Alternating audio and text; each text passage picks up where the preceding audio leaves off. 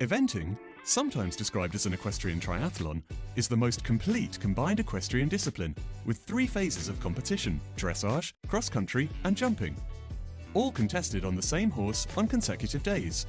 At the Olympic Games, both team and individual medals are contested at the same time over the 3 days of competition. Penalties can be incurred in all phases, with the aim to have as few penalties as possible at the end of the competition. Teams are made up of 3 athletes with all scores to count.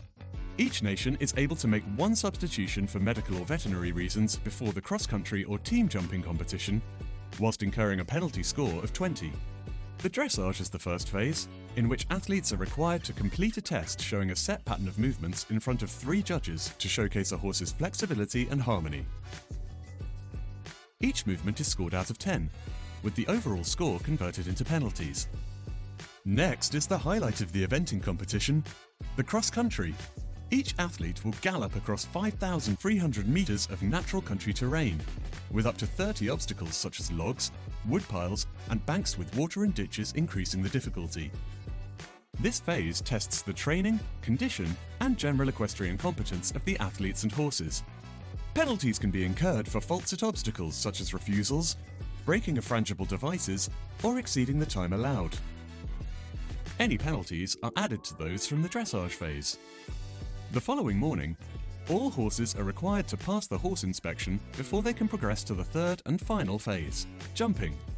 This phase demonstrates the horse's energy and suppleness following the cross-country test. Athletes compete in an arena over a course of 11 to 12 knockable obstacles.